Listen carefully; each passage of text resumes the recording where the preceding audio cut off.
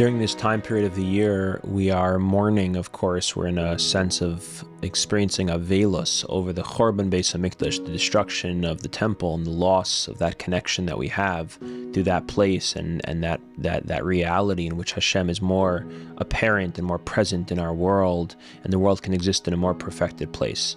And the way that the word, that we use to describe the destruction in Hebrew is the word chorban, or charav, which is destruction, ches, reish, and vez. Charav, a destruction, like a cherev is a sword. And it's the destruction of the Beis HaMikdash, and ultimately the destruction of this reality of Hashem's presence in the world that we're looking for.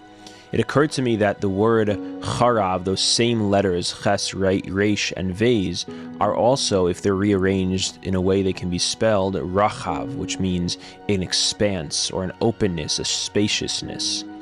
And maybe what we're really trying to do is we're trying and we're davening and we're yearning and we're working to shift and to change the charav into a rachav. Because rachav, a expansiveness, a spaciousness, really is the opposite of charav. Even if you think about a person's physical position or physical stance when they're in this state of danger, when there's a threat, when there's a cherev, a sword, literally or figuratively speaking, a cherev, a sword that is at their neck, their body is tight, it's constricted, they're in a state of being ready to fight or to flee, and so their muscles contract and they get small to hide, or they get ready to run, or they get ready to fight.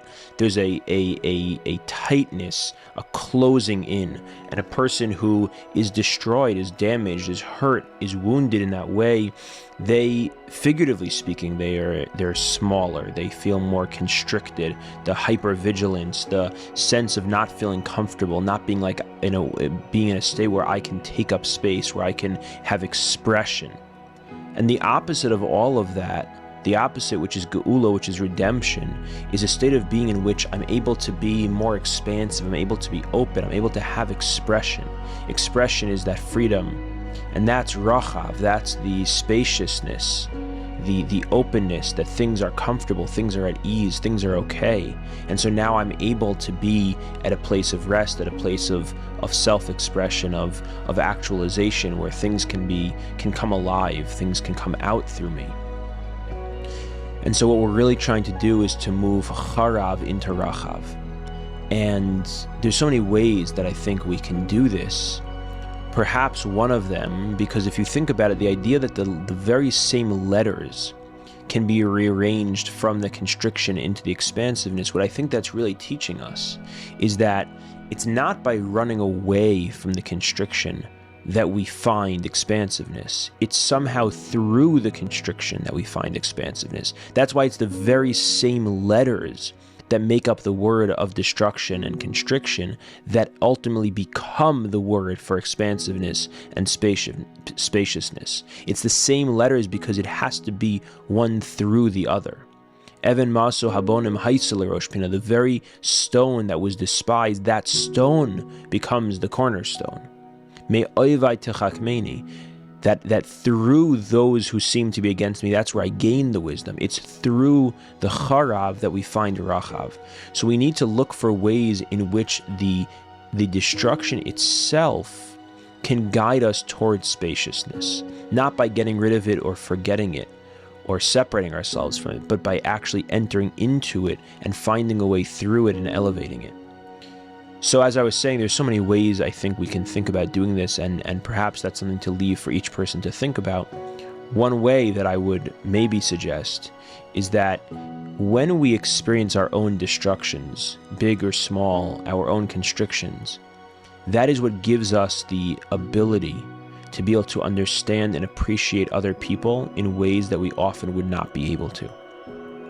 When I understand that my own limitations, my own faults, my own struggles are rooted in my wounds, in my hurts, in my insecurities, in the ways in which I have constrictions, in the ways that I experience destruction, when I can see that within myself, it can give me the possibility of seeing someone else who on the surface just might seem bad, might just on the surface seem ugly, might seem evil, might seem that they have malicious intent. And that's a harav. That's a very narrow way. It's a very surface way of looking. And it's a very destructed way of looking. And it's also completely natural and normal, and we all experience that.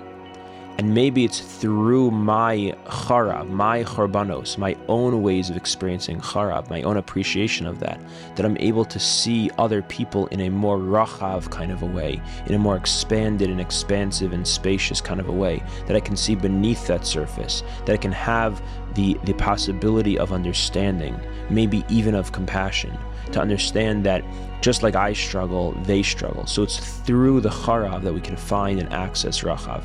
Maybe that's one suggestion, one way in which destruction itself can engender and breed and open the possibility of more spaciousness. And ultimately, what we're all looking for, we're all davening for, and we should see very, very soon, Hashem should help us to bring that all the charav, all the chorban, all the cherev, all the ways in which we're constricted and we feel that there are swords against us and that there's this limitation and that there's destruction, all of those things should ultimately reveal themselves and re-reveal themselves in new ways, that the very same things that create destruction turn somehow into a world of rachav, of spaciousness, of expansiveness, of expression, of openness to have ultimate connection and a revelation of Hashem in our lives.